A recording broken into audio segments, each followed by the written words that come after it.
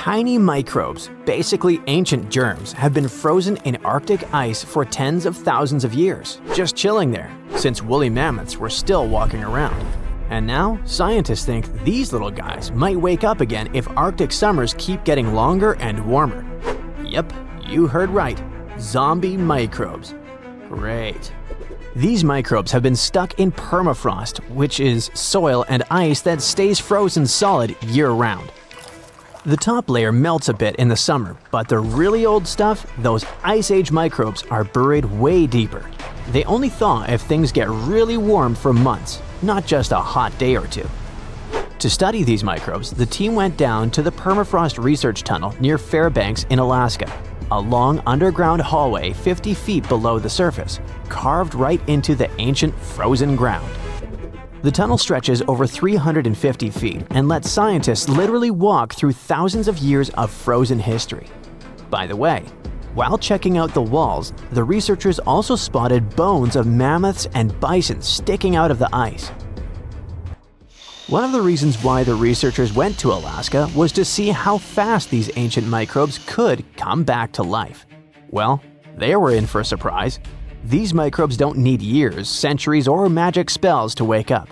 Just a couple of months of warm weather. Once they're awake, they start doing their microbe stuff, which includes pumping out greenhouse gases like CO2 and methane. And that's bad news, because those gases warm the planet even more. This melts more permafrost, which wakes up more microbes, which releases more gas. You get it. Basically, it's a nasty climate loop. Anyway, when scientists went down into the frozen tunnel to grab chunks of super old permafrost, the first thing they noticed was the awful smell.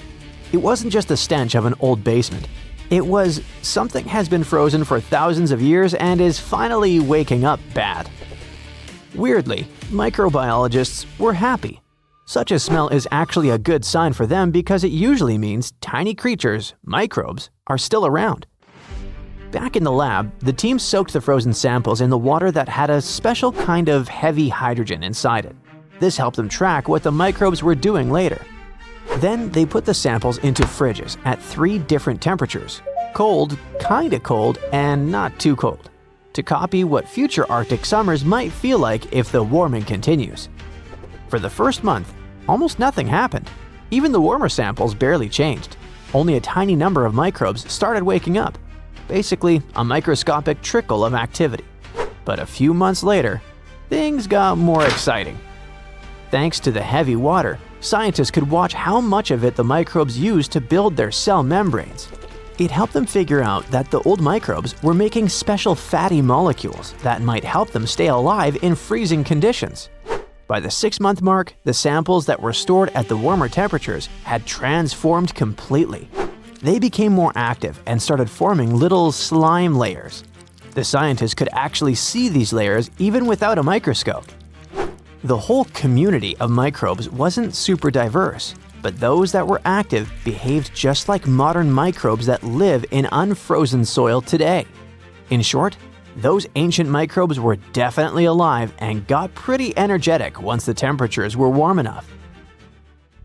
This matters a lot for the Arctic and for the whole planet, because these microbes survive by eating old organic material trapped in the permafrost.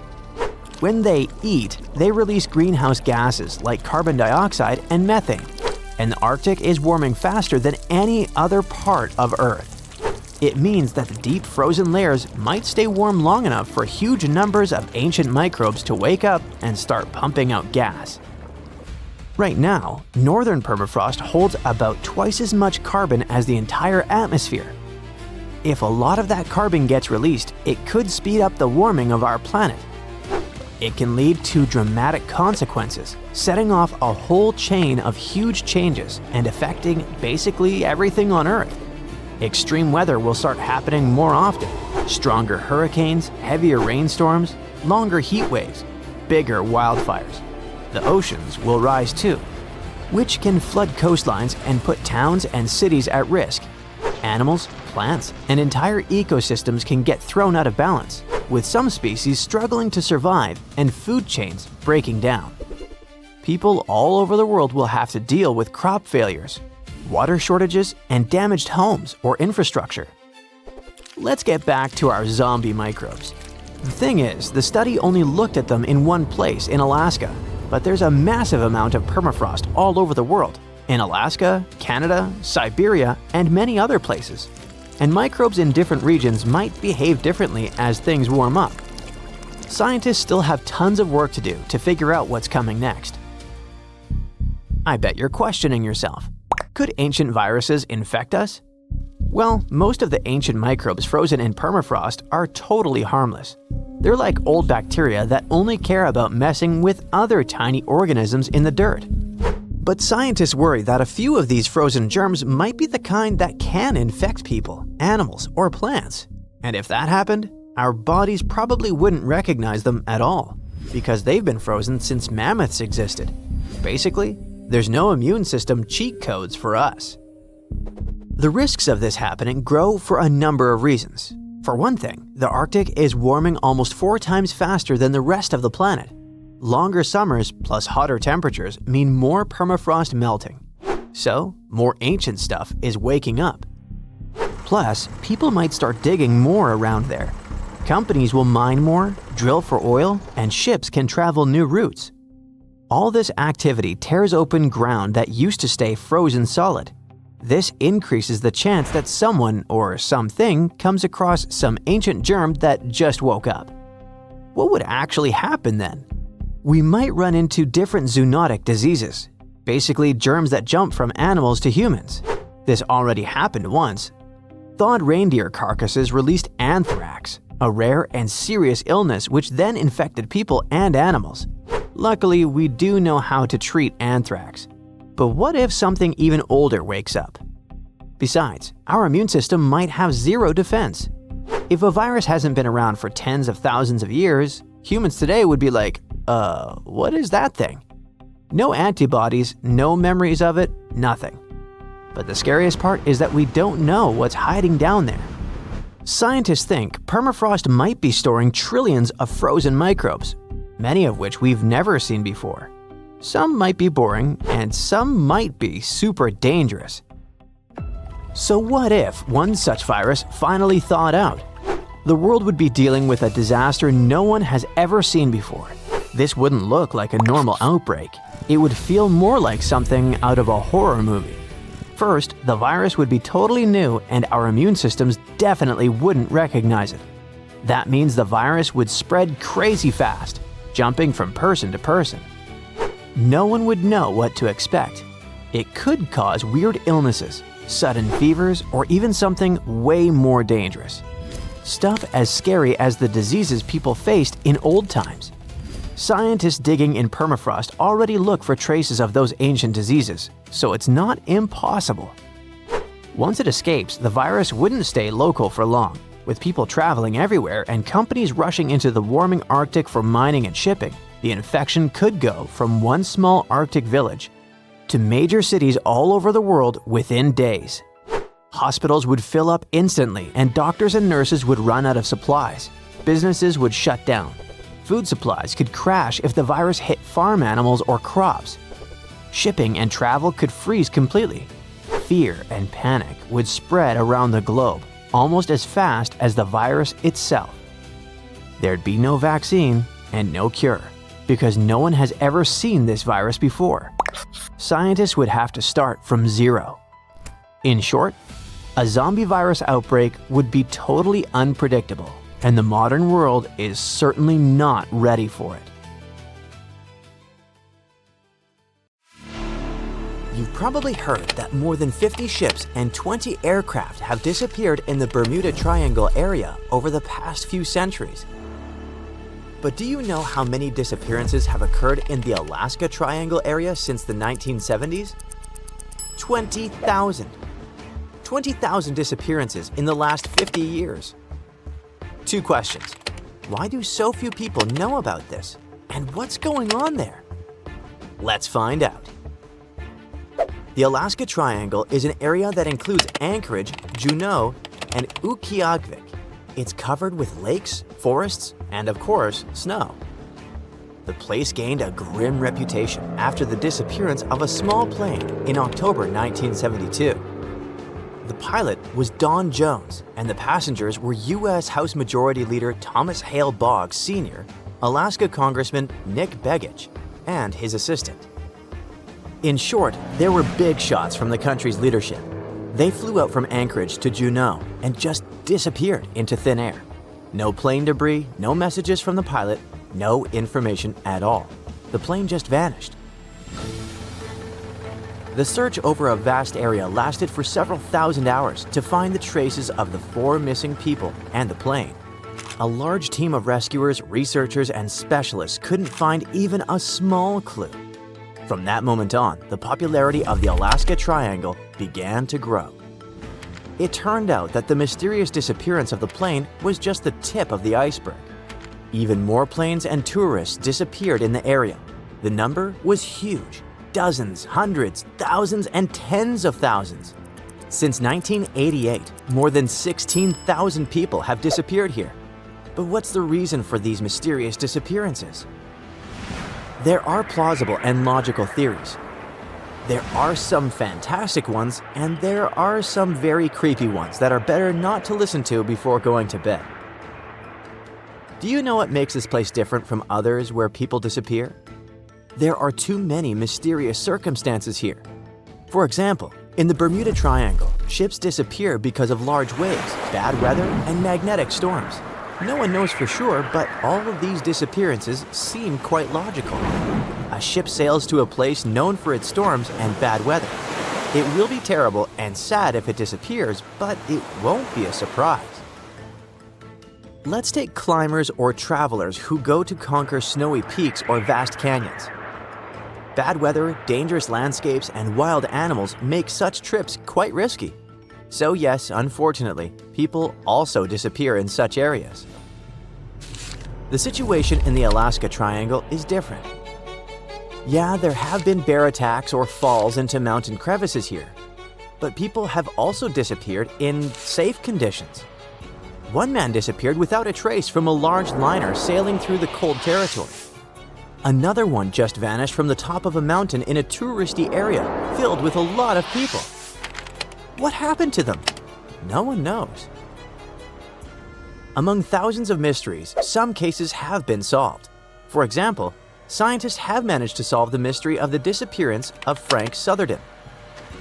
A 25-year-old New Yorker went hunting in Alaska in the 1970s and never returned. Despite the search operations, no trace of this man was found. But then, almost 20 years later, near one of the rivers in northeastern Alaska, someone found a skull. In 2022, scientists conducted a DNA analysis of the find and confirmed that the skull belonged to the missing New Yorker.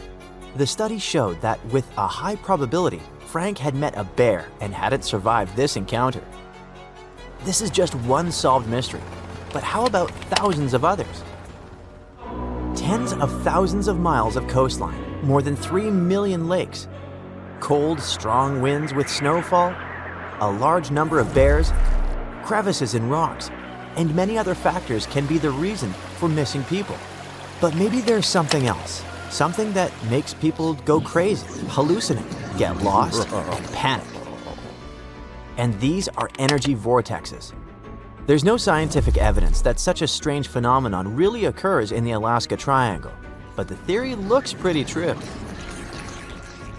So, this is a massive invisible energy that moves clockwise or counterclockwise in the form of a vortex.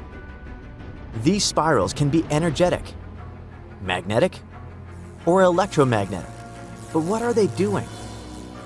Magnetic anomalies can disrupt the operation of the compass and other navigation instruments, and people can experience dizziness, disorientation, and even hallucination.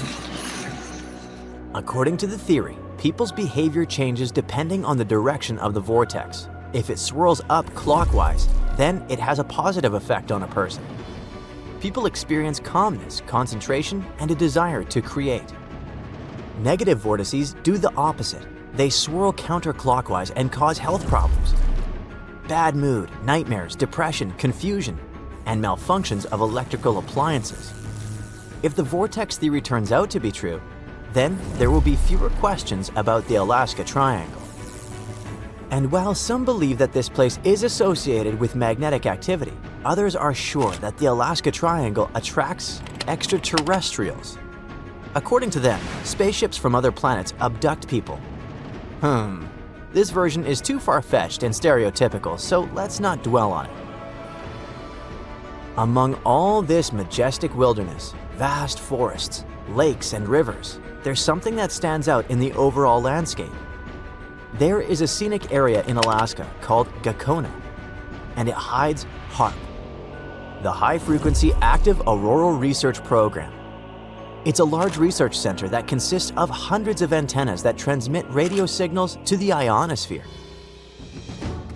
The ionosphere is a layer of the planet's atmosphere where radio waves are exposed to solar radiation and other cosmic stuff.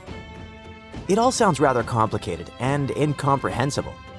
But when a mysterious high-tech station appears in the middle of a nature reserve where people disappear, many new theories pop up. Some believe that HAARP is capable of changing the weather, disabling satellites, and controlling people's minds. But would someone conduct experiments in such a place? And what's the point of this? In short, the HAARP version doesn't seem very realistic. Experienced travelers are sure that the main danger in the Alaska Triangle is Alaska itself, with all its harsh weather conditions. Others believe that secret experimental laboratories, energy anomalies, and visitors from other planets are to blame. But how about hearing the opinion of those who call this place home? Native tribes of Alaska have several sinister versions for you. Some people tell each other the legend of the mysterious Alaskan hairy man. It can imitate the voices of women and children to lure fishers and hunters into a trap. Imagine that a traveler passes through a forest and hears a woman's cry for help. "I'm stuck here, someone get me out, please." Of course, the guy runs to help. He gets to the place, but instead of a woman, he sees a big, hairy creature. The traveler's scream rings through the forest. Another legend tells us about the keelut, a scary, dangerous monster that looks like a black, bald dog. It stalks people at night and does it stealthily, unnoticeably. Legends say that the keelut leaves no footprints in the snow, so hunters are unaware of its pursuit. You don't hear the sound of crunching snow, but you certainly feel that there's something sinister behind you that wishes you harm. Ugh, it's scary. In the forests, mountains, and fields, you can meet the Alaskan hairy man and the keelut. And in lakes and rivers, something scarier awaits you. Meet the kalupalik, a human-like aquatic creature with green, scaly skin, long, wet hair, and long nails. According to the Inuit legends, this creature wears women's clothes and a bag where they put a kid. This monster sings sweet songs to lure little girls and boys closer to the water and take them away forever. Of course, the legends about all these monsters are just fairy tales. But the danger of the Alaska Triangle is quite real, not because of all the rumors about anomalies and strange occurrences, but simply because it's a vast wilderness area. Such areas are dangerous in various parts of the world, not just Alaska. And in fact, all the mysteries surrounding disappearances are simply exaggerated by scary stories and popular media. After all, if you look at the statistics of disappearances in other parts of the country, it turns out that the Alaska Triangle is not such a unique place. The whole internet is buzzing about an unusual discovery on Google Maps in Antarctica. Southeast of Japan's Showa Station, someone noticed a giant door standing out in the icy landscape. Some call it Bigfoot's vacation home, or a shuttle from Star Trek. Others say it's a blown-off Boeing door that somehow ended up in the snow. Scientists have a way less exciting explanation. It looks like the so-called doorway is actually part of fast sea ice. It floats near the coast where the water is shallow and islands are scattered around. This spot could simply be an iceberg that got stuck and is slowly melting right where it is. You can see other icebergs nearby in the same area. Ice flowing around a solid underwater rock could have formed a natural pattern. The ice is pretty thin here, and because of the rocks underneath, The ice forms unique shapes. Geologists add that the mysterious find is just a rocky ridge sticking up because the ice level has dropped a bit. The top of it is the ridge, and the sides are two snow tails, long streaks of snow shaped by the wind. These snow tails show which direction the wind usually blows in this area. The previous mysterious Google Maps find in Antarctica was a pyramid that turned out to be a mountain. You can easily find it if you scroll all the way to the Ellsworth Mountains. It's the tallest mountain range in Antarctica, and it stretches for almost 250 miles.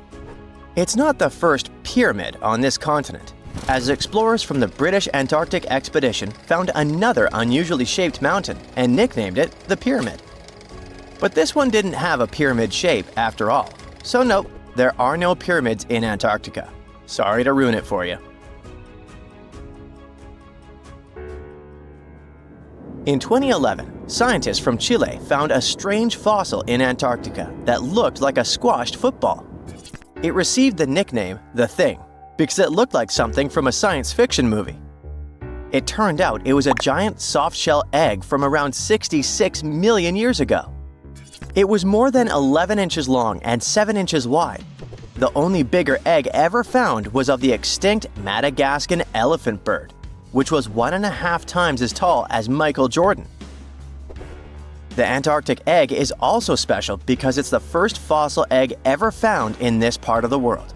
So, whoever left it there must have been huge, probably a giant sea reptile that lived long ago, like a mosasaur. This is surprising because most scientists thought these creatures didn't even lay eggs. The egg is also unique because it has a thin eggshell and no pores, which is totally different from most dinosaur eggs. Scientists did a lot of work and studied 259 types of living reptiles, like lizards and snakes, and their eggs. From this, they figured out that the creature who laid the egg was probably at least 23 feet long, not counting her tail. During the late Cretaceous period, this part of Antarctica must have served as their nursery. Paleontologists have found bones of tiny mosasaurs and plesiosaurs in the same area, as well as bones from the grown-up ones. If you've ever lost your ID and still can't find it, try looking under the Antarctic ice. Well, at least it worked for a man who was reunited with his security access card after 21 years. Rod Budd, a technician studying sea life on the Antarctic seafloor, spotted the card while he was diving at a place called Cape Evans. Rod thought it might be a credit card, so he put it in his pocket and kept working. When he took a closer look, he realized it actually belonged to someone named David McCaw. The card stayed with the Research Institute where Rod worked for 8 more years, until they finally managed to find David. It turned out that he had never been to Antarctica. In 2003, someone broke into his car in Wellington, New Zealand, and they tossed the contents of his briefcase into the harbor. So, the card traveled over 2,400 miles in 13 years. There aren't even ocean currents that move directly from Wellington to Cape Evans. If the card went through different ocean currents, the journey would take around 1,000 years. So maybe it got attached to something else that could float more easily, like a piece of debris or a plant that can grow on objects and make them buoyant. Or maybe the person who took David's briefcase was on a ship that went to Antarctica. Or the card somehow stuck to the bottom of a research boat that ended up there. In case you want to see probably the coolest find from Antarctica, you gotta head to the 2025 World Expo in Osaka, Japan. They'll display a meteorite the size of a rugby ball that came all the way from Mars. A Japanese research team found it in Antarctica in the year 2000. They believe a massive asteroid impact blasted the meteorite off its home planet before it traveled through space and landed on Earth.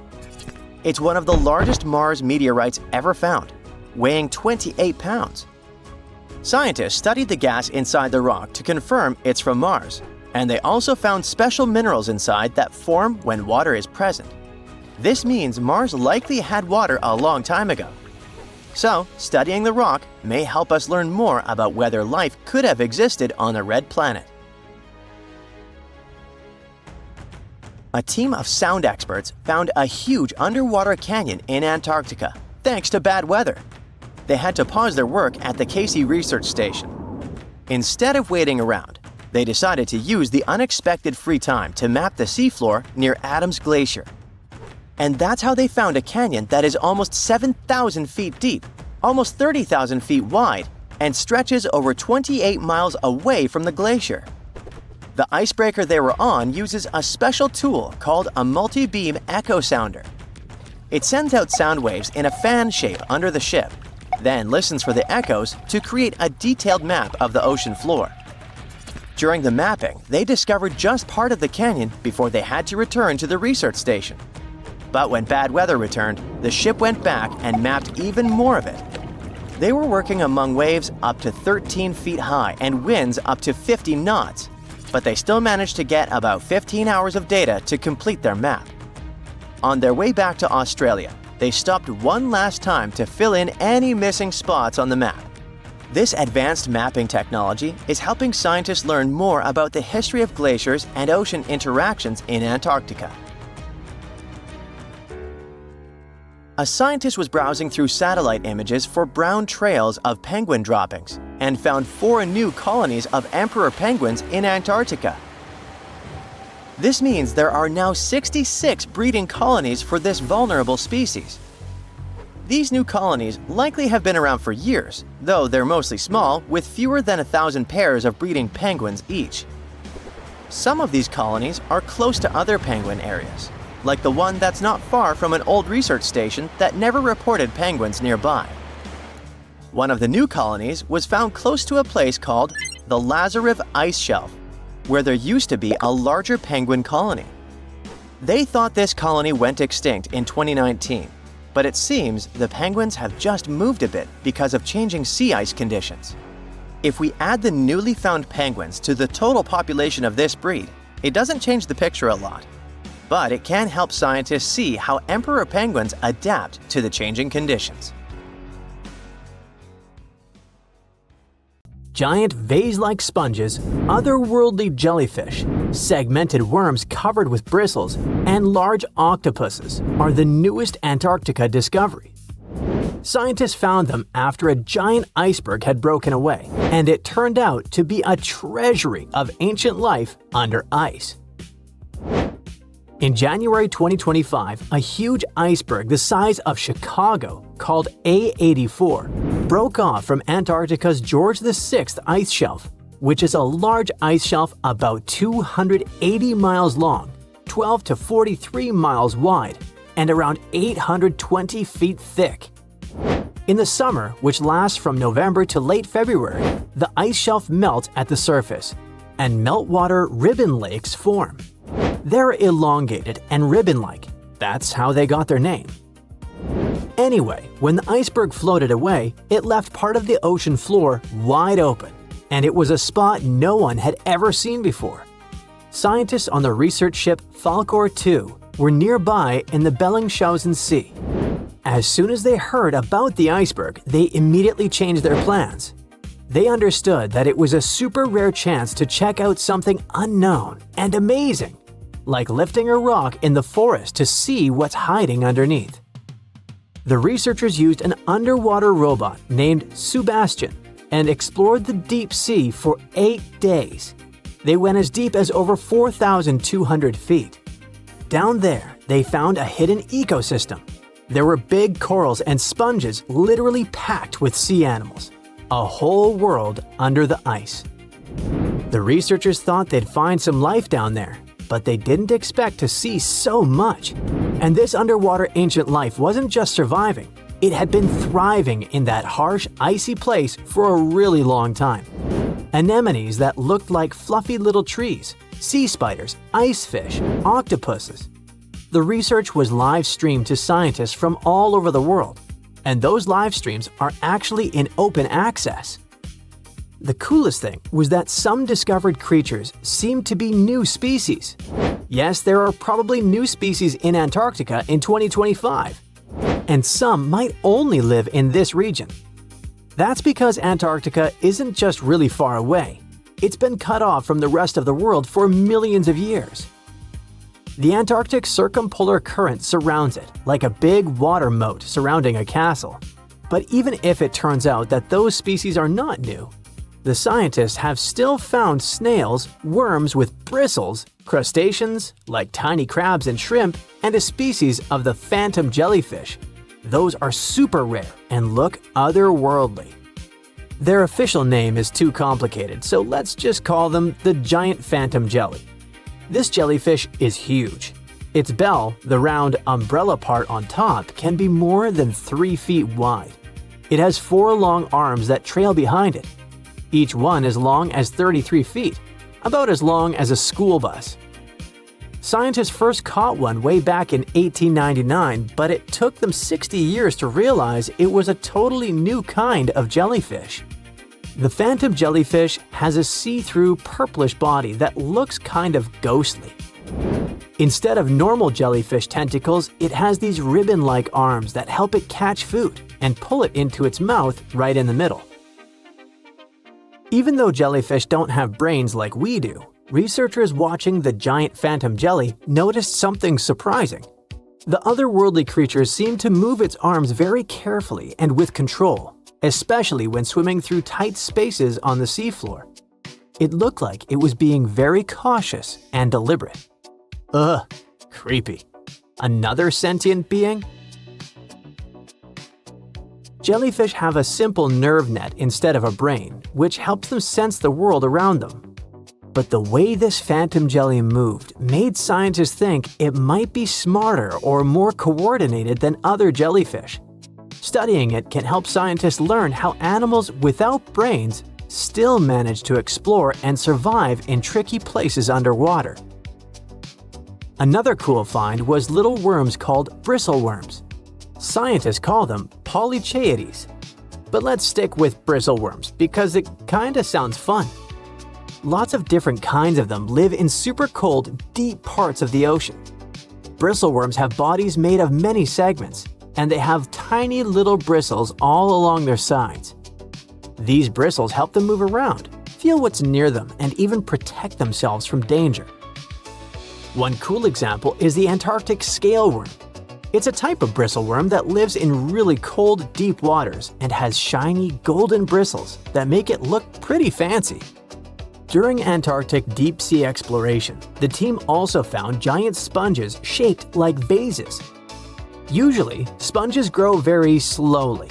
So to get that huge, they must have been growing there for a really long time, maybe even hundreds of years. Their size shows that the deep-sea animals living around them didn't just move in recently.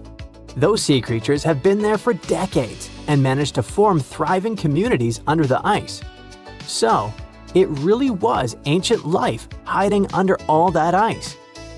And that surprised scientists a lot. In older studies, people used to drop cameras through holes in the ice or visit iceberg areas long after the ice had broken off to explore hidden ecosystems. Back then, they mostly saw bare, empty seafloor with just a few living things. But this time, the team arrived just weeks after the giant iceberg broke away, and they got to see what was hiding right underneath it. The first 9 miles behind the ice shelf can hide rich and busy ecosystems. The area is dark, cold, and hidden for ages, and still, all kinds of creatures live there. This shows that life can survive in places that seem too harsh or frozen for anything to live. On the other hand, finding all this life down there isn't super surprising. Lots of animals live in dark, cold places underwater, so it makes sense that they'd be under the ice shelf too. The ice kind of hides them and keeps them safe from anything going on above. But what's weird is how many different kinds of creatures live there, even though it used to be a really closed-off space. It actually looks a lot like the seabed in parts of Antarctica that don't have ice on top. How can that be? Usually, tiny plants called phytoplankton grow near the surface where sunlight hits. Little shrimp-like animals called krill eat those plants at night. When krill get full, they sink down and bring food and nutrients to the ocean floor. Even their waste helps feed the deep-sea creatures.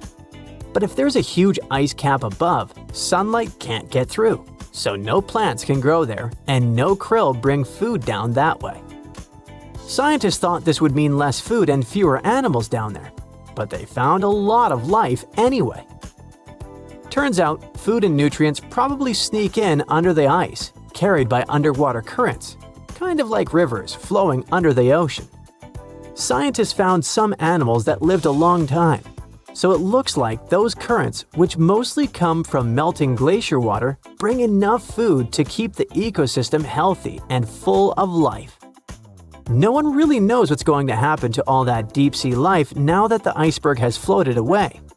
Those creatures have lived under the thick ice for who knows how long, in super stable, pitch-black conditions.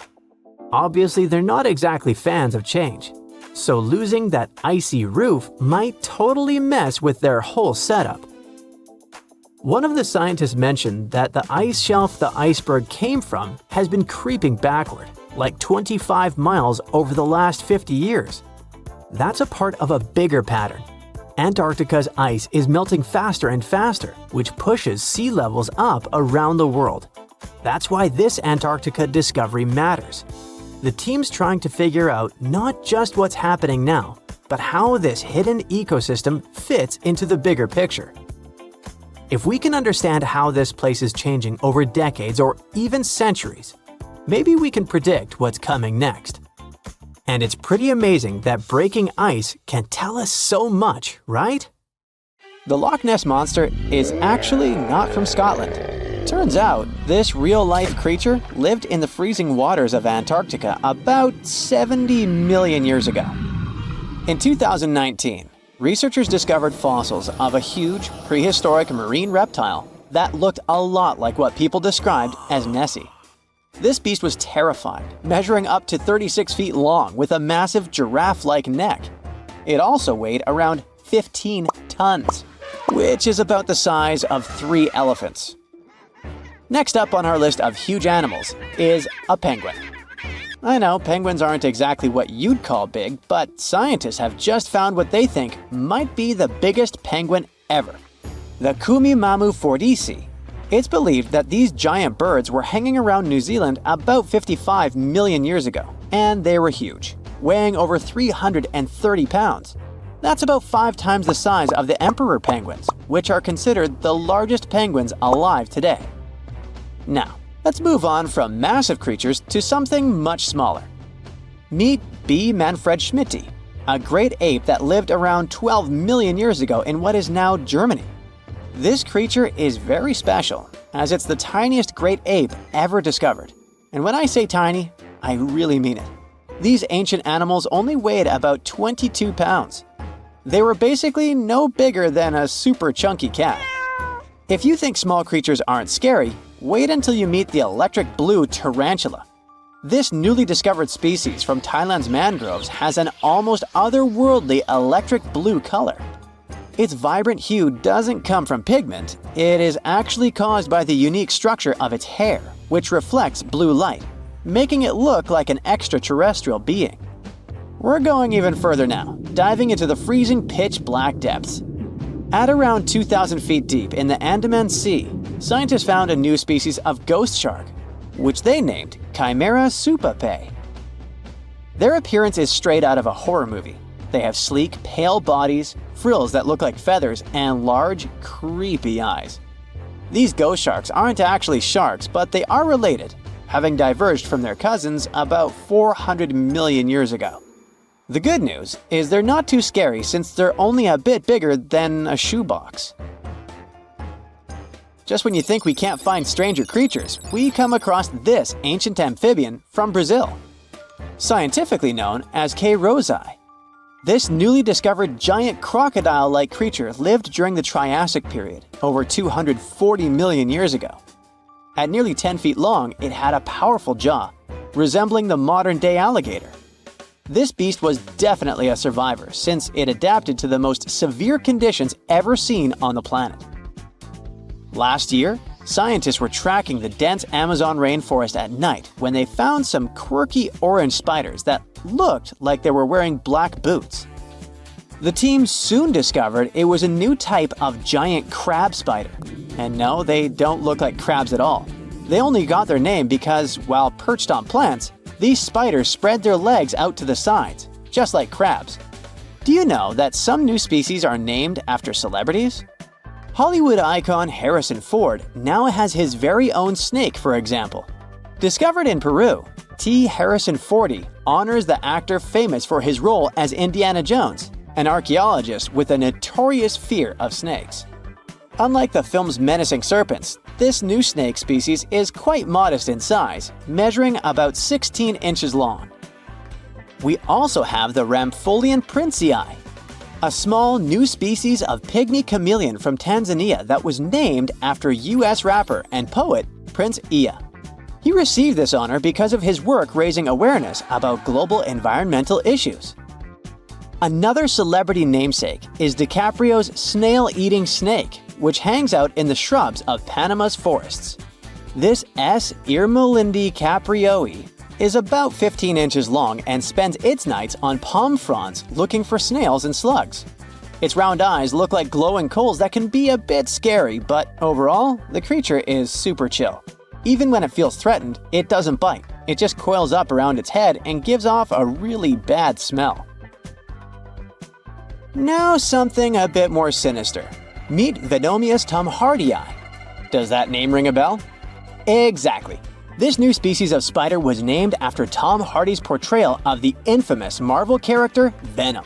And all because the black spots on the spider's abdomen reminded researchers of the famous anti-hero. Most spiders of this species were found in Australia at night, sitting in their elaborate webs in forested areas near the coast.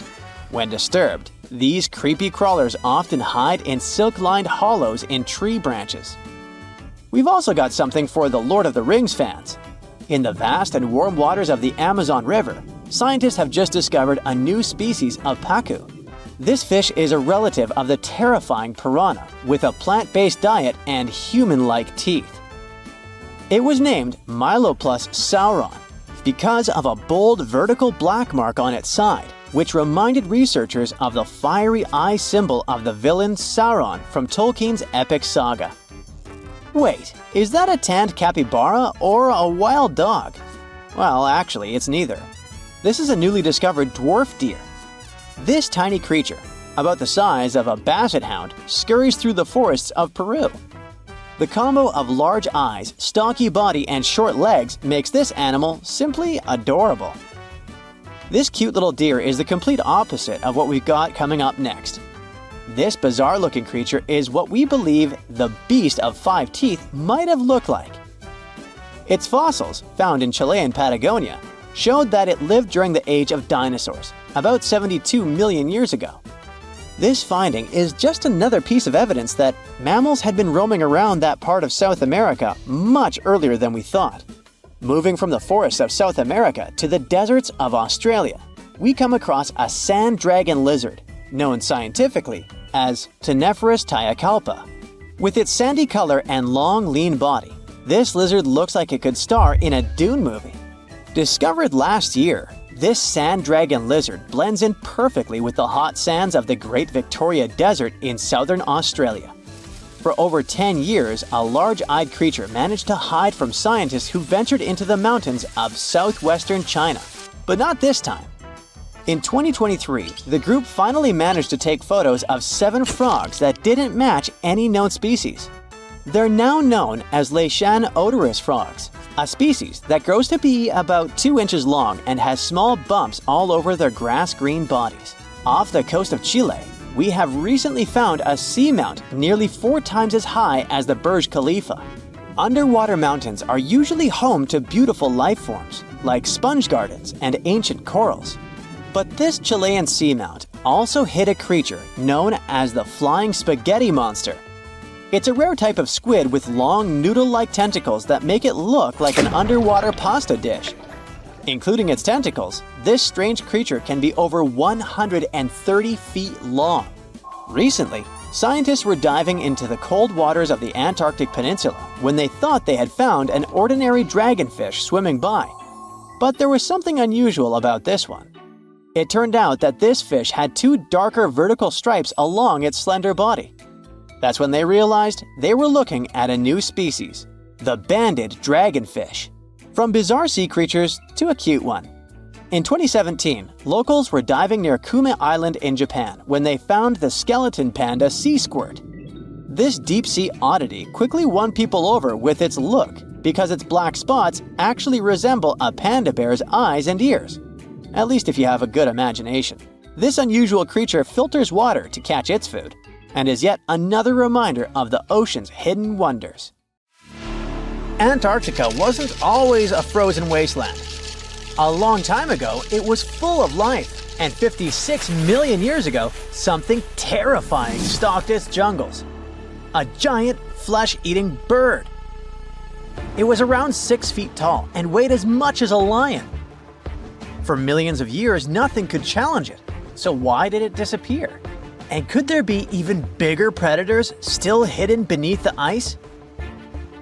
Paleontologists found 2 massive claw bones in Antarctica, sharp, curved, and powerful, belonging to this bird. They were dug up from the Epresian-aged rocks of Seymour Island, which means they're around 40 to 50 million years old. Their shape left no doubt. These were the so-called terror birds.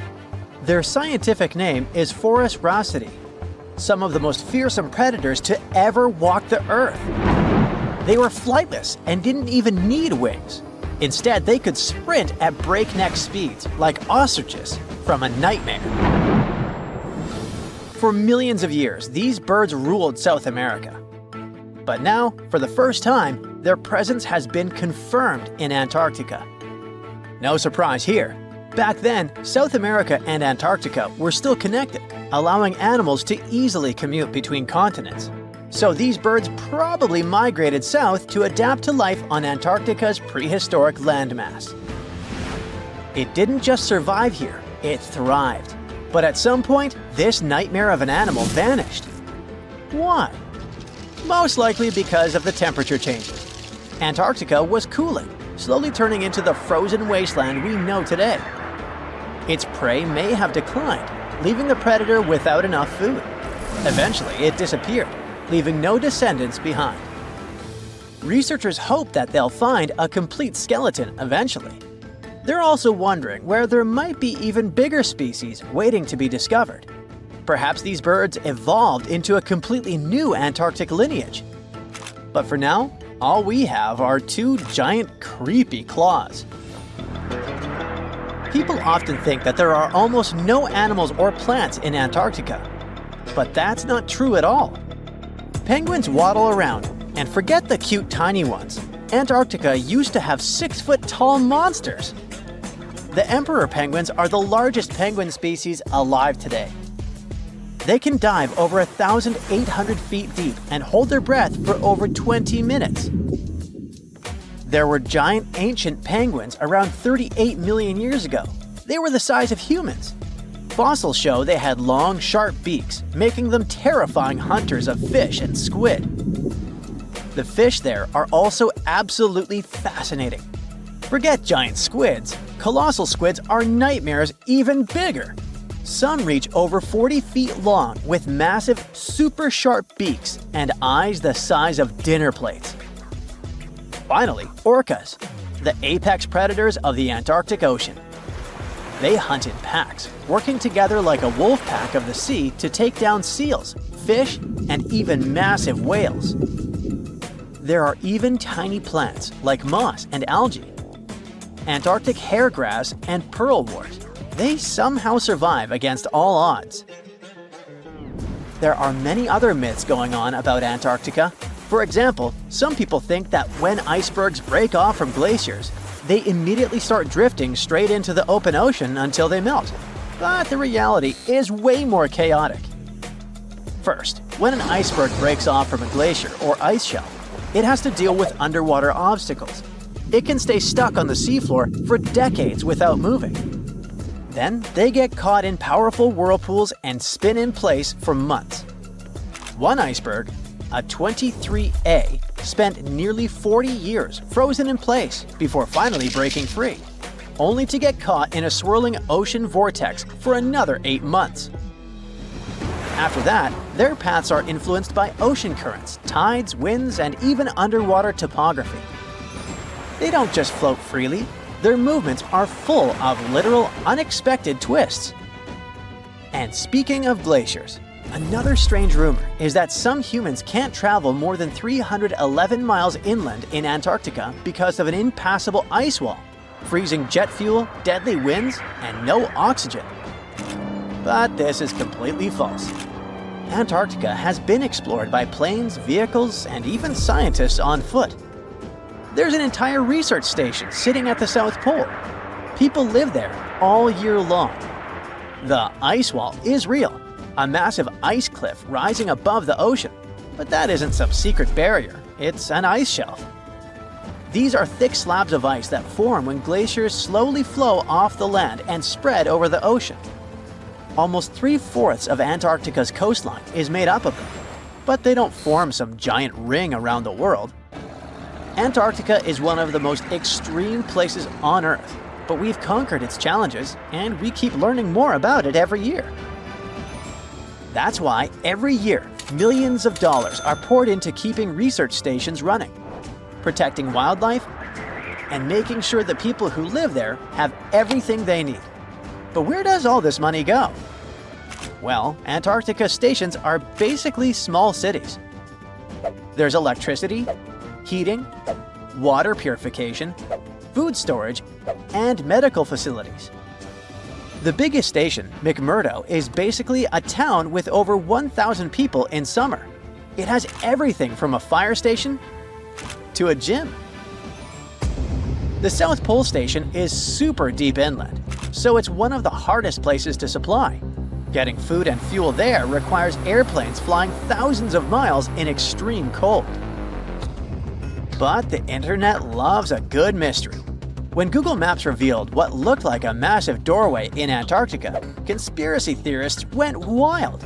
People joked about everything from Bigfoot's vacation home to a secret base, or even a Star Trek spaceship hangar hidden in the ice. But there's a way simpler and less exciting explanation. It's actually a grounded iceberg, a chunk of ice that got stuck in shallow water and is now slowly melting. As ice moves across the landscape, it flows around bumps and obstacles, creating odd shapes. The process of melting, breaking apart, and refreezing can carve ice into unexpected forms. Antarctica also has incredibly strong downward-blowing winds that sculpt ice into dramatic formations over time. No secret doorway, unfortunately. And speaking of doors, for years, Ushuaia, Argentina, has been called the gateway to Antarctica, the last stop before the icy continent, the place where expeditions begin. But there's another option. Punta Arenas, Chile. Let's compare them. Ushuaia is closer to Antarctica. It's the top departure point for tourists going on cruises. But no regular flights to Antarctica. No major scientific bases operating from here. It's basically controlled by the military, which refuses to allow private flights, only commercially operated ships. Yes, Punta Arenas is further from Antarctica, but 22 countries and global organizations use it as their main base. There are regular flights to Antarctica happening there every year. Private airlines can actually operate here, making it the real air connection to Antarctica. Ushuaia may have the best location physically, but Punta Arenas actually runs the show. Argentina made a huge error in picking its Antarctic airbase. Instead of setting up a simple, accessible base at sea level, they built Marambio Base, very high on rough terrain, completely impossible to reach by land. Everything has to be flown in by helicopter, making operations slow, expensive, and frustrating. For 50 years, Argentina stubbornly stuck to this bad decision, while Chile set up efficient, well-planned bases that the world now uses. If things don't change, Ushuaia will be nothing more than a tourist stop. But what's terrifying is that Antarctica seems to be returning to its past. It's supposed to be the coldest place on Earth, but something shocking happened just recently. For the first time in recorded history, temperatures in Antarctica broke 68 degrees Fahrenheit. This continent is buried under miles of ice. Usually, temperatures there can drop to minus 112 degrees. But in the winter of 2020, scientists recorded an insane 69 degrees on Seymour Island, hotter than many places in Europe at that time. Scientists believe there are several reasons for that. First, there are changes in the way heat moves around the planet's waters. Second, melting permafrost due to the planet warming. It looks like the climate is changing faster than expected. Consider Lake Enigma. What a fitting name! It's already strange enough because it's not even supposed to exist. But now, we stumbled upon actual life deep beneath it. And this just might help NASA in their search for life in outer space. The lake lies deep in the icy heart of Antarctica, so it's not really a water pool like we're used to, more like a lake-like block of ice, or so we thought. Just recently, Italian scientists discovered a secret that had been buried for ages, an actual body of water, and in this water, life is thriving. Various microorganisms, and even some weird little hunters.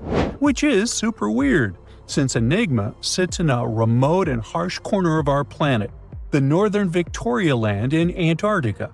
The entire South Pole is cold, but in this place, temperatures can plummet to a horrifying minus 41 degrees Fahrenheit, though on average it's around 7. Chilly. Like we said, this lake shouldn't even be there at all. Antarctica is technically the largest desert on Earth, even though it's covered in snow, because it's super dry. There are 0 rains, truly little snowfall, and the sun barely evaporates anything. And even if there is some water, the insane winds make sure to dry everything out super quickly. Putting on our thinking caps, this lake should lose an unimaginable 7 million cubic feet of water every year. Yet, the water remains. Why? No one knows. Scientists say there could be something deep underground that refills it constantly. They just have no idea what that might be. Maybe deep underground rivers, melting ice, or something else entirely. But hence the name, the Enigma Lake. The block of ice we mentioned is permanent and super thick, at least 36 feet of it, and that's higher than a 3-story building. So researchers decided to check out if there's anything beneath it.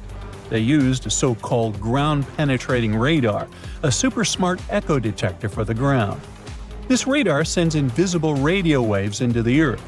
When they hit something underground, like rocks, water, or anything else, they bounce back to the device. By measuring how long it takes for the signal to return and how strong they are, we can determine the distance and what exactly the radar hit. That's how animals like bats, whales, and dolphins can see underwater. And we humans stole this cool nature idea to research buried structures and hidden caves. Scientists used this device all over the Enigma surface. This way, they were able to create an entire map of this under-ice world beneath. The water itself wasn't surprising.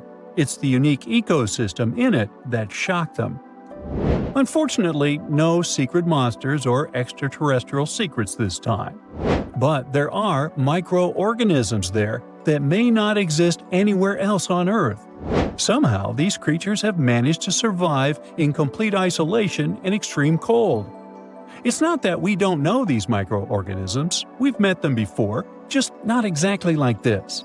There are a couple groups hanging out down there. The first one is Bacteroidota. They love breaking down complex molecules, especially in your stomach, and help digest tough plant fibers. They mostly hang out inside us, but in the outside world, we might occasionally find them in soils and oceans. Then Actinobacteriota, genius chemists among bacteria. They decompose organic materials and help the soil get healthier. They're also famous for producing antibiotics, so we owe a lot of our medicine to them. The third one is Pseudomonadota. These guys weren't a surprise. They're crazy adaptable. They can thrive pretty much anywhere, from soil to water to the human body. Some of them are good, helping plants grow and in nutrient cycles, but others can be opportunistic pathogens. Bad guys. But what is actually a surprise is that Lake Enigma has tons of passibacteria. They're ultra small even for microorganisms and can barely do anything themselves. So they prefer to live in symbiosis or be little parasites, relying on their hosts for nutrients and other necessities. All these little chompers might be ancient. They could be remnants of a time before the lake froze over completely, which is hundreds of thousands of years ago.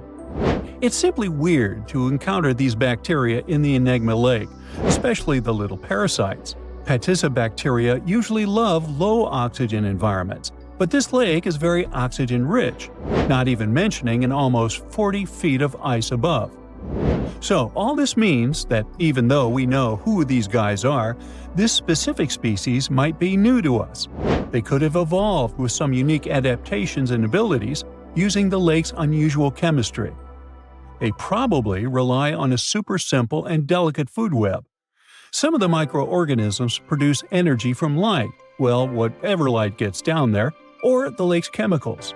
The symbiosis guys most likely survive by living on or inside their neighbors. Yep, these microscopic creatures hunt each other. Nope, things can't be peaceful even in a place like that. If we find out what their secret to survival is, we might learn more about chemistry, medicine, and even extraterrestrial life.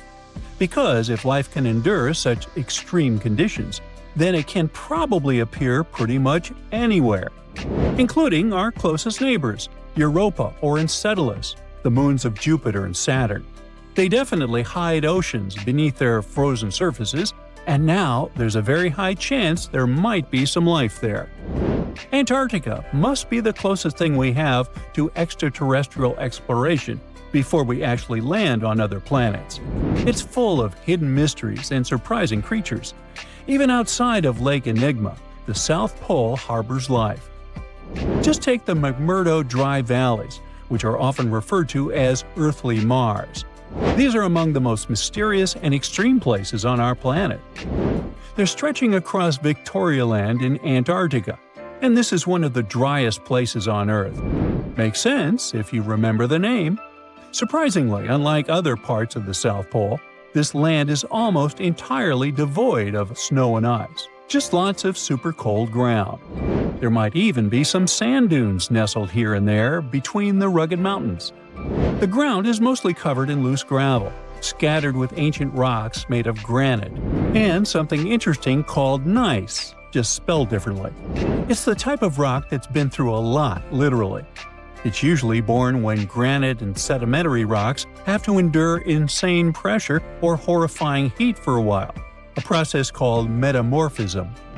These conditions are so intense that they literally rearrange the minerals into layers. That's why gneiss has such beautiful foliated looks.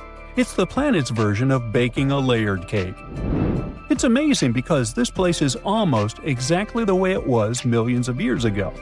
These valleys are frozen in time, and they give us a little glimpse into Earth's distant past.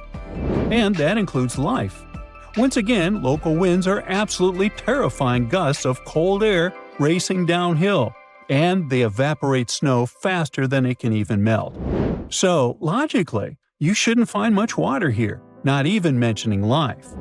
But somehow, you can still stumble across frozen lakes and saline ponds in the dry valleys. And local life stretches all reason and our understanding of biology. It exists inside the rocks themselves. Microorganisms are hidden in slightly moist cracks and crevices. Deep inside, there's endolithic bacteria. These guys are super chill. Instead of moving around like other microorganisms, they always stay put inside their little rocky homes. How do they survive? Through photosynthesis. Just like plants, they take teeny tiny parts of light that gets in crevices and acts like little solar panels, getting energy from the sun. Meanwhile, in another place, beneath the Taylor Glacier, there's bacteria that literally doesn't eat anything. Not comfort, not sunlight, not even oxygen. These guys rely on a diet of dusty rocks and sulfur to fuel their weird metabolisms.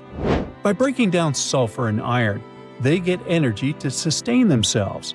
This way, they easily survive in deep seas, at sub-freezing temperatures, completely cut off from sunlight, oxygen, and the world itself. This place is fascinating for both its life and the lack of it. In some parts of the valleys, like University Valley, yes, that's what it's called, the permafrost is so harsh that no microbes were found at all. This might be one of the only places on Earth where life appears to be completely absent, a quite scary idea. Anyway, now scientists are thinking about learning more about Lake Enigma and drilling this Mars-like environment. Exactly for that reason, to see how we could get samples from Mars in the future. In 2011, scientists from Chile found a weird-looking fossil in Antarctica that looked like a squashed football. Almost 10 years later, the rock just sat on a shelf in Chile's National Museum of Natural History with no specific label. It went by The Thing in the museum because it looked like something from a science fiction movie. When the scientists finally got their hands on the strange fossil, it turned out it was actually a giant soft-shell egg from around 66 million years ago. This one is more than 11 inches long and 7 inches wide. A regular chicken egg is just 2.5 inches long, and an ostrich egg is almost 6 inches long for comparison. So, the Thing won the title of the biggest soft-shell egg ever found and the second largest egg of any animal we know of. The only bigger egg that was ever found was that of the extinct Madagascan elephant bird, which is also 1.5 times as tall as Michael Jordan. The bird, not the egg. The Antarctic egg is also special because it's the first fossil ever found in this part of the world. So, whoever left it there must have been one big creature, probably a giant sea turtle that lived long ago, like a mosasaur. This is surprising because most scientists thought these creatures didn't even lay eggs, so this discovery could change what we know about them. The egg is also unique because it has a thin eggshell and no pores, which is totally different from most dinosaur eggs. It actually looks more like the eggs of lizards and snakes, but it came from a giant creature related to these animals. No known dinosaurs or flying reptiles from that time and place were big enough to lay such a huge egg, so it must have been a mosasaur after all. But we can't be 100% sure. Scientists did a lot of work and studied 259 types of living reptiles, like lizards and snakes, and their eggs. From this, they figured out that the mommy who laid the egg was probably at least 23 feet long, not counting her tail. During the late Cretaceous period, this part of Antarctica might have been like a nursery. Paleontologists have found bones of tiny mosasaurs and plesiosaurs in the same area, along with bones from the grown-up ones. Archaeologists in Norway made another cool but literally discovery and found dozens of arrows that had been hidden in ice for 6,000 years. They were melting out of a large ice patch in the high mountains, covering an area of about 45 football fields. In 2014 and 2016, when the summers were extra warm, scientists went to an ice patch called Langfoni to look around. They also found lots of reindeer bones and antlers there. Some of the arrows were whole and some in pieces, along with 5 arrowheads around the melting ice patch. This is more arrows than have been found at any other frozen site in the world. Some of the 68 found arrows date back to the Neolithic period, and the newest ones are from the 14th century of the Common Era. Ice is like the perfect time machine that can preserve whatever ends up there in an almost perfect condition. Langfoni became famous as one of the first ice patch sites after a local hiker found a 3,300-year-old leather shoe right next to its edge. Scientists are studying places like this to understand how people used these sites and how the ice patches from Norway to North America changed over time. Now, once upon a time, around 32,000 years ago, to be exact, a squirrel buried some seeds near a river in Siberia. Am I the only one getting the Ice Age vibes? Anyway, these seeds belong to a plant with cute white flowers. Thousands of years later, a group of scientists found these seeds buried deep in the frozen ground, about as far down as a 12-story building is tall. The seeds were surrounded by ice and bones of animals, like mammoths, bison, and woolly rhinoceroses. The mature seeds had been damaged, maybe by some squirrel, but some of the younger seeds still had good plant parts inside them. The scientists carefully took those out and put them in small containers to help them grow. And here comes the coolest part. They were able to grow the plants. Their flowers were shaped a little differently from the flowers of the same plant that grows today. After a year, the Ice Age plant even made new seeds. Based on this, the scientists suggested that permafrost could be a depository for an ancient gene pool, and we could find extinct species there and bring them back to life. Scientists on an icebreaker in Antarctica were looking for whales, but found something way more unusual. The camera behind the ship, which is as heavy as a car, detected 16 million ice fish nests on the floor of the Weddell Sea. The nests were located about every 10 inches in all directions and covered an area of 93 square miles, which is slightly bigger than the whole of Washington, D.C. The colony even had a distinct border, which was a line in the sand. The scientists were in the area because they were studying a special spot in the ocean where the water was a little warmer than the water around it. In this warmer water, they found tiny animals called zooplankton near the top. When the young ice fish hatch, they swim up to this area to eat the zooplankton before going back down to the seafloor to grow up and have their own offspring. Since there was so much food, it made sense to see ice fish in this warm water. But they didn't expect to find such a huge number of ice fish nests, much more than anyone had ever seen before. New Zealand's Antarctic Heritage Fund found some old photo negatives in a hut in Antarctica. They turned out to be unique images from the Ross Sea Party. It was a famous failed expedition led by Ernest Shackleton. He wanted to become the first person to cross Antarctica by land, from the Weddell Sea to the Ross Sea, passing through the South Pole.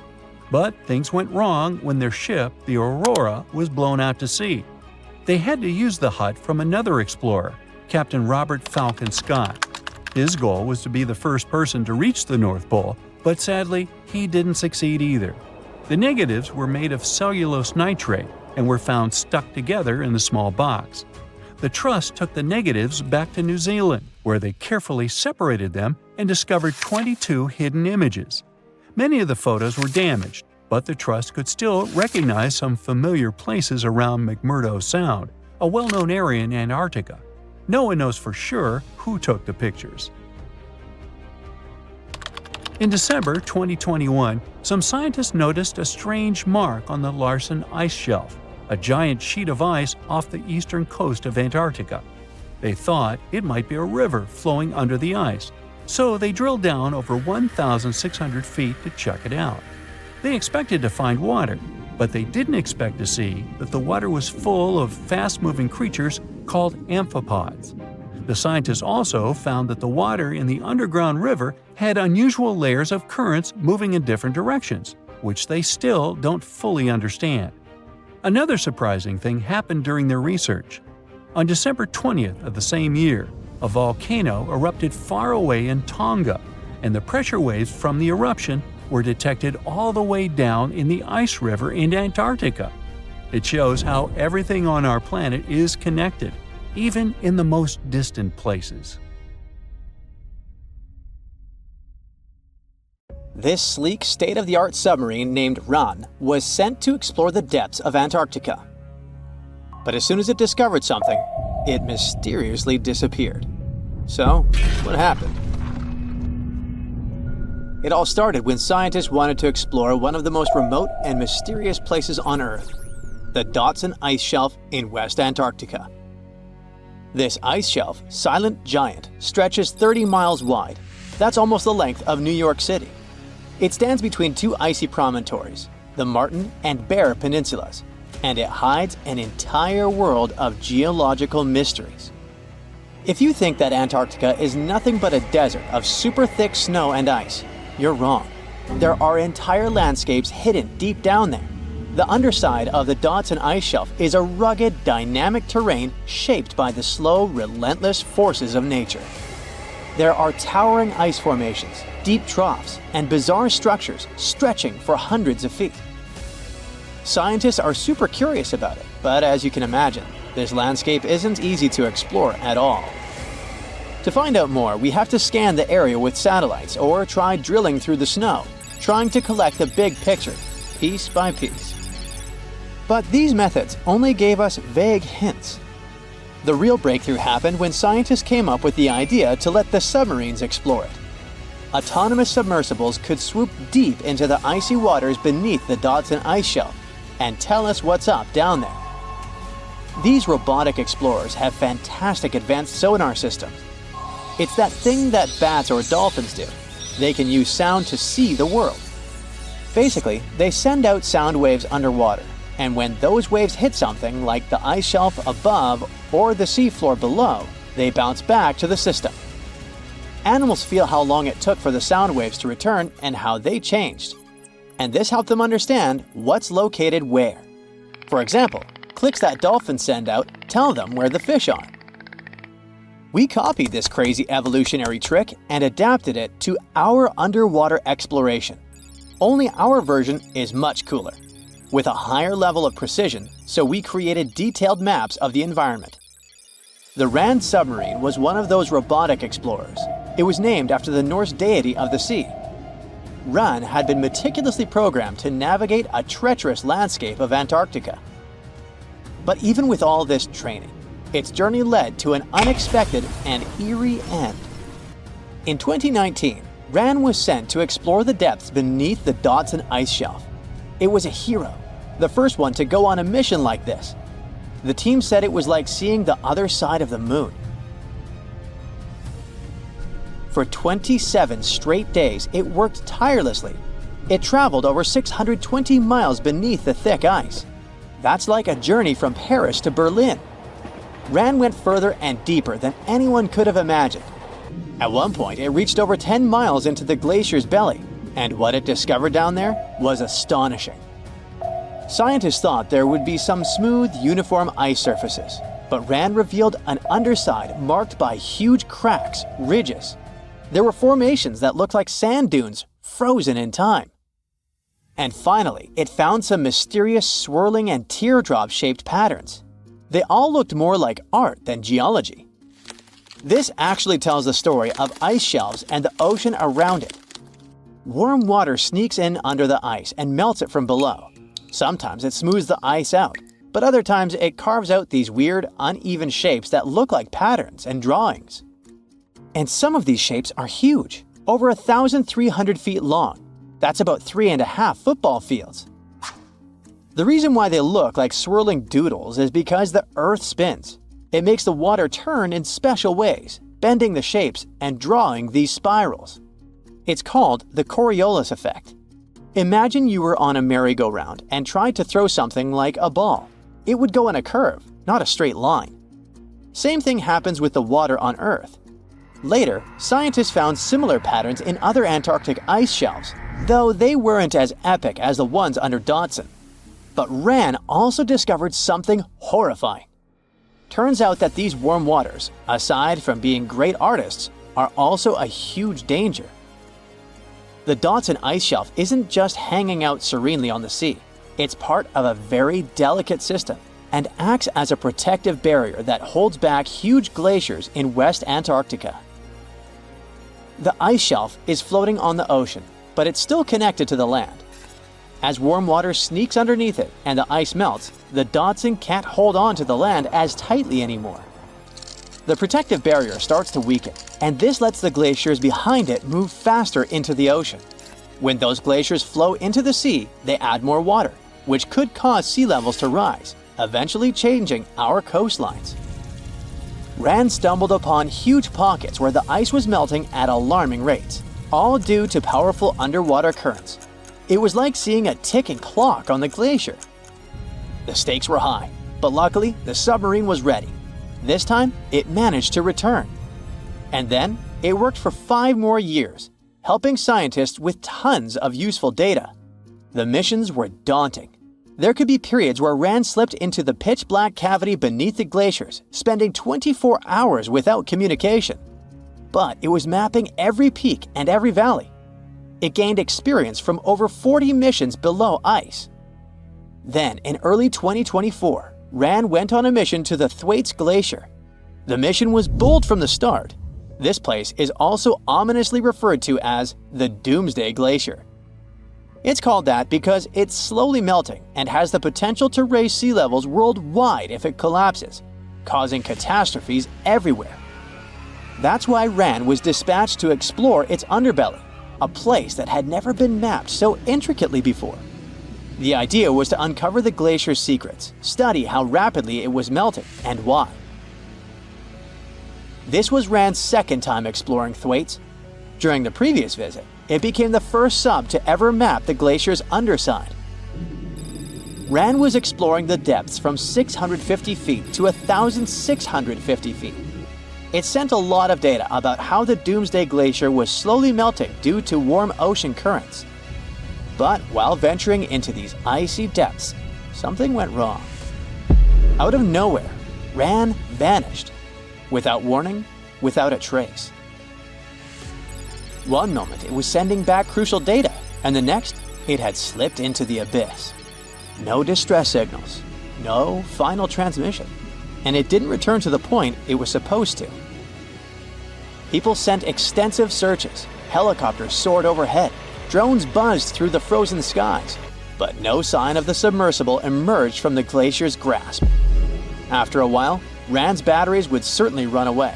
So at this point, it had definitely been swallowed by the abyss beneath 1,500 feet of ice. That was a huge and sad loss for the scientific team. The scientists at the University of Gothenburg are now looking to replace Rand and continue their important research under Thwaites. To this day, scientists have no idea what happened to it. Some say it may have been trapped in the ice. Others believe it was pulled away by an unseen current. It also might have collided with something unexpected. Whatever the truth is, its disappearance has left scientists stunned, and it looks like the ice shelf will hold on to its secrets a little longer. At least we gained a treasure trove of knowledge from Rand's journey.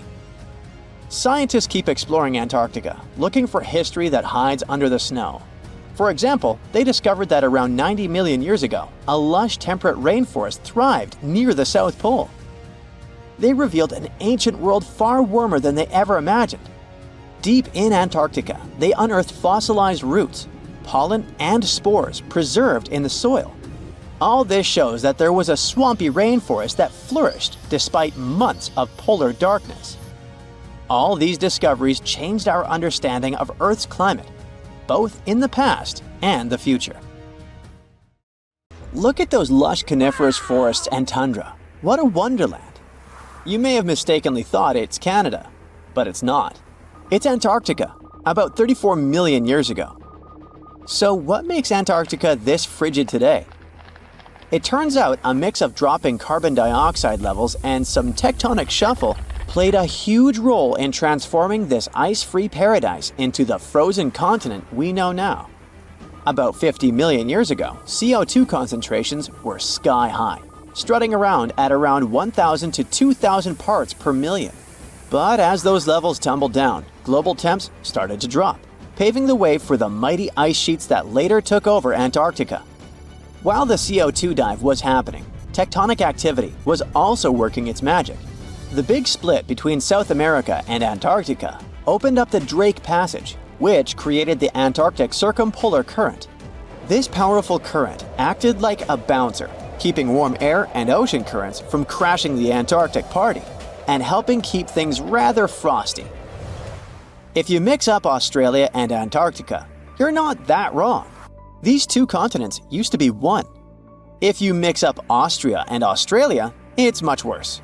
By the way, don't fall for the internet myths and memes. There's no help desk in Austria specifically for people who intended to fly to Australia.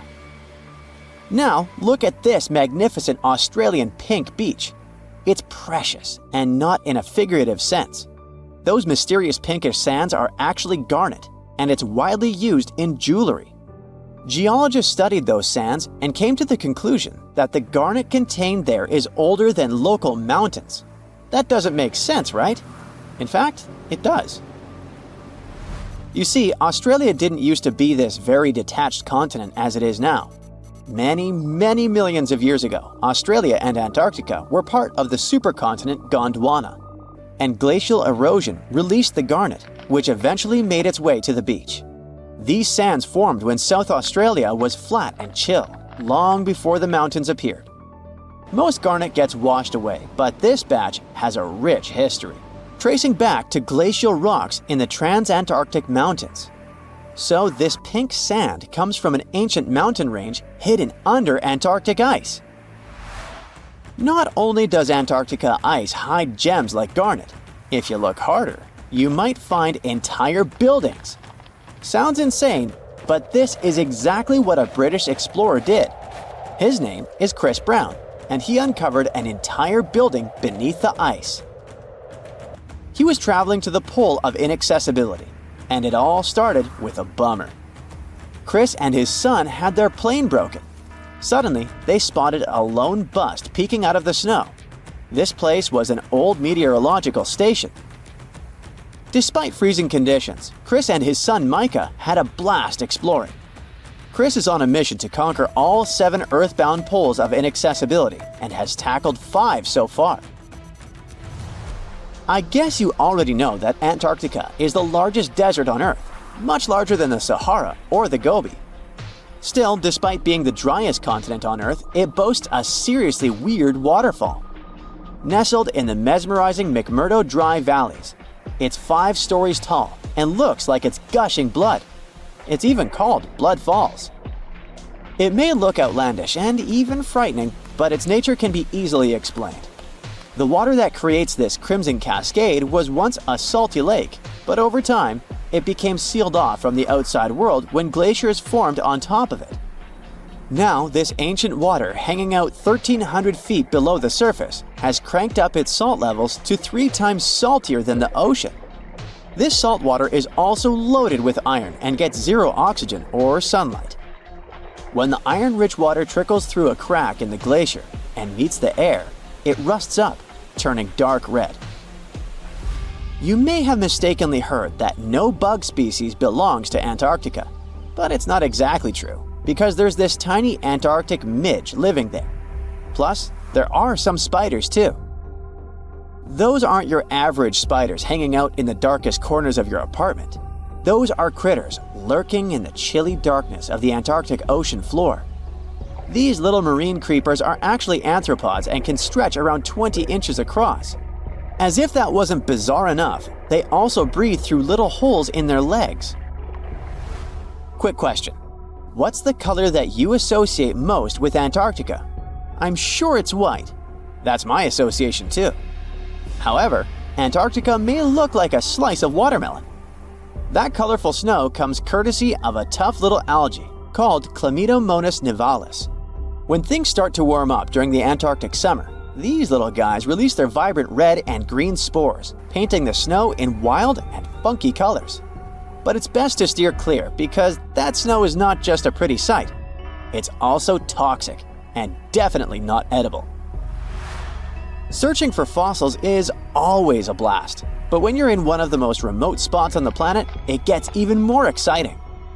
A diverse team of scientists recently hit the mother lode, pulling in over a ton of fossils from ancient marine life, dinosaurs, and birds from the late Cretaceous period, about 71 million years ago.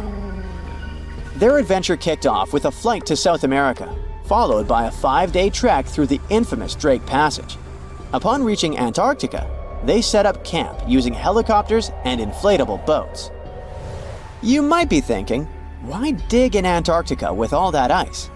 Well, it turns out there are places where rocks pop up, depending on the season.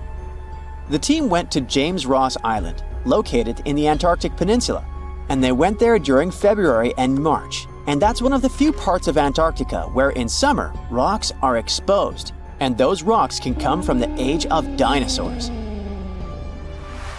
The expedition was a success, as they discovered over a ton of remarkable finds. Next up, the fossils will head to Chile before making their way to Pittsburgh's Carnegie Museum of Natural History. Among their discoveries, they found relics dating back about 71 million years, alongside some around 67 million years old, including plenty of snails, clams, and various marine creatures. Yikes! Look at this creepy sea worm. It could live in LA and be a star in a horror movie. but it chooses to call the chilly waters of the Southern Ocean near Antarctica its home. These worms can grow up to 8 inches long and 4 inches wide, but don't let their spooky exterior trick you. Research suggests they might actually be superheroes in disguise, playing a vital role in keeping ecosystems buzzing. Now, see that head? It's not really a head, it's just a retractable throat that helps this toothy creature chow down on its meals. Antarctica has many creepy critters to offer. Let me introduce you to the Antarctic strawberry feather star. It's not like Patrick from SpongeBob, though. It's more like a deep-sea creature straight out of a horror movie. Picture this: 20 wiggly arms, some stretching up to 8 inches, all decked out with these bizarre little bumps. Yikes indeed. Back in 2014, scientists buried 34 seismic monitors in the snow on the Ross Ice Shelf, which is huge. Think of it as an ice slab the size of Texas, just chilling over the Southern Ocean. These clever little machines picked up a nearly non-stop buzzing. Even though our human ears usually can't catch these low-frequency sounds, scientists have worked their magic and made them audible for us. They even shared the creepy audio online. A glaciologist from the University of Chicago says that if you could hear this vibration, it'd sound like a swarm of cicadas taking over the backyard in late summer. But these glacier explorers weren't trying to capture spooky tunes. They're actually on a mission to monitor the Ross Ice Shelf because things are heating up, literally, and the ice is melting faster than ice cream on a hot day. Ice shelves are like Earth's safety plugs, keeping all that massive ice from surging into the ocean. So what exactly is making all that noise? It's likely just strong winds whipping across ice dunes, creating a kind of natural vibration.